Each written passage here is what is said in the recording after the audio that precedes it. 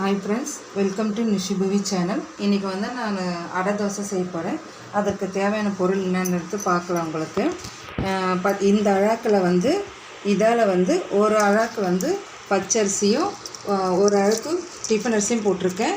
நீங்கள் வந்து முழு புழுங்கல் அரிசியோட போடலாம். நான் வந்து ரேஷன் பச்சரிசியும் டிஃபன் அரிசியும் நான் மிக்ஸ் பண்ணி போட்டிருக்கேன் நான். அதுக்கப்புறம் இதுக்கு தேவையான காரத்துக்கு தேவையான காஞ்ச மிளகா வடை மிளகா வந்து ஒரு 5 மிளகா, 1/4 ஸ்பூன் வெந்தயம், கொஞ்சம் ஒரு 10 பொல் வெந்தயம், 1/4 ஸ்பூன் சீரகம், மிளகு ஒரு 15 மிளகு இருக்கும். அது ஊற வச்சுருக்கேன். ஒரு அரைக்கிறதுக்கு முன்னாடி 10 நிமிஷம் முன்னாடி ஊற வச்சுருக்கேன். அதுக்கு வந்து ஆனியனும் கொத்தமல்லியும் பொடி பண்ணி வச்சுருக்கேன். இந்த கருவேப்பிலை எதுக்குன்றது நான் சொல்கிறேன் ஃப்ரெண்ட்ஸ். அப்புறம் வந்து இது வந்து நான் 4 மணி நேரம் ஊற வச்சுருக்கேன். இதை கூட சேர்த்து இந்த அழகில் ஒரு அழகு நம்ம பச்சரிசி புழுங்கலரிசி எடுக்கும்போது இதில் பாதி இங்கே பாருங்கள், நம்ம இதில் வந்து நம்ம பச்சரிசி புழுங்கலரிசி இல்லையா, இதில் பாதி கடலைப்பருப்பு, கால்வாசி துவரம்பருப்பு, பைத்தம்பருப்பு கால்வாசி எடுத்துருக்கேன், உளுத்தம்பருப்பு 1 ஸ்பூன் எடுத்துருக்கு. இது எல்லாமே வந்து தனித்தனியாக ஊற வச்சுருக்கேன். நீங்கள் ஒன்றாவும் ஊற வைக்கலாம். நான் வந்து தனித்தனியாக ஊற வச்சு ஒரு 4 மணி நேரம் ஆகிடுச்சு. இது அது கூட சேர்த்து இஞ்சி பூண்டு பேஸ்ட்டாக நான் எடுத்துருக்கேன். இஞ்சி என்கிட்ட தனியாக இல்லை, அதனால் இஞ்சி பூண்டு பேஸ்ட்டு நான் எடுத்துருக்கேன். பூண்டு ஒரு 4 பல் எடுத்துருக்கேன். இதெல்லாம் வந்து இப்போது அரைக்கணும். ஒன்றா அரைச்சிட்டு உங்களுக்கு காமிக்கிறேன். இங்கே பாருங்கள், இது மாதிரி நம்ம வந்து அரைச்சி எடுத்துக்கிட்டோம். இது மாதிரி நம்ம இட்லி பதத்தோட கொஞ்சம் உங்களுக்கு வந்து இன்னும் சன்னமாக நல்லா லூஸாக ஊற்றணும் அப்படின்னா நீங்கள் இன்னும் கொஞ்சம் கூட உங்கள் தேவைக்கு மாதிரி தண்ணி ஊற்றிக்கிங்க. எனக்கு வந்து இப்படி இருந்தால் தான் பிடிக்கும். இது வந்து அரைச்சிட்டேன். அப்புறம் இதுலேருந்து கொஞ்சமாக இது வந்து எடுத்து வச்சுருக்கேன். இதுக்கு எதுக்குன்னு கேட்டிங்கன்னா, நீங்கள் முதல்ல நான் கருவேப்பிலை காமிச்சேன் இல்லையா, இதுலேருந்து அப்படியே அரைச்சோம்னா வந்து அதில் ஒட்டிக்கும். அதனால் வந்து இதுலேருந்து ஒரு கரண்டி மாவு இதில் சேர்த்து கருவேப்பிலை அரைச்சி வச்சுருக்கேன். இது கூட கொஞ்சம் கருவேப்பிலை சேர்த்து செஞ்சிங்கன்னா அது உடம்புக்கும் நல்லது. நல்ல ஒரு முடி வளர்ச்சி, முடி கொட்டுதல் இதெல்லாம் வந்து தவிர்க்கலாம். அதில் வந்து நல்லாயிருக்கு. இது வந்து இது கூட இப்போ வந்து தேவையான பொருள் சேர்த்துலாங்க. இதில் வந்து வெறும் ஆனியன் மட்டும் கலக்கிறேன் நான். இதில் வந்து ஆனியன், கொத்தமல்லி ரெண்டுமே சேர்க்குறேன் நான்.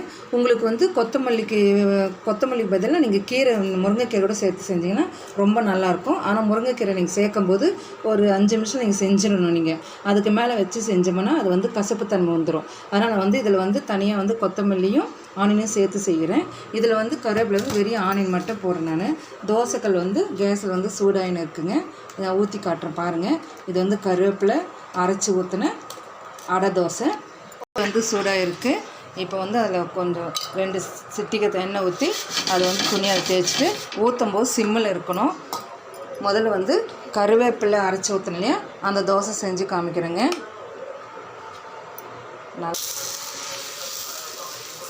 உங்களுக்கு நல்ல மெலிசாக வரணும் அப்படின்னு நினச்சிங்கன்னா நீங்கள் இன்னும் கொஞ்சம் கூட நீங்கள் தண்ணி ஊற்றி கூட தோசை மாதிரி கூட இங்கே ஊற்றி சாப்பிட நல்லாயிருக்கும். இது அடை தோசைன்றதுனால நான் கொஞ்சம் திக்காக ஊற்றி செய்கிறேன் நான்.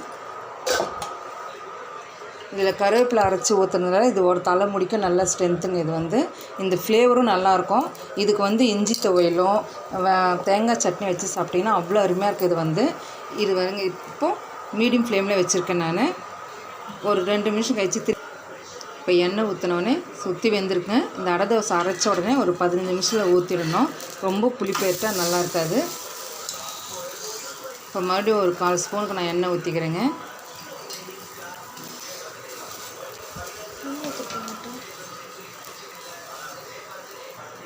கருவேப்பிலை அடை தோசை தயாராகிடுச்சிங்க.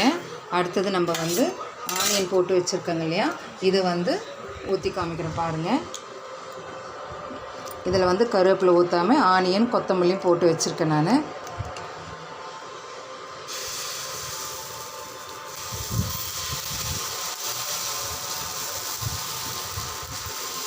உங்களுக்கு இன்னும் தோசை மெலிசாக வேணும் அப்படின்னா நீங்கள் தண்ணி ஊற்றி கொஞ்சம் தோசை மாவு பதத்துக்கு கூட நீங்கள் ஊற்றிக்கலாம்.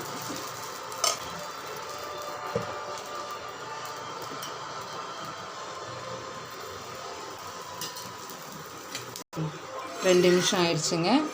இது மீடியம் ஃப்ளேமில் வச்சு செய்யணும். நீங்கள் இப்போ திருப்பி போட்டிருக்கேன்.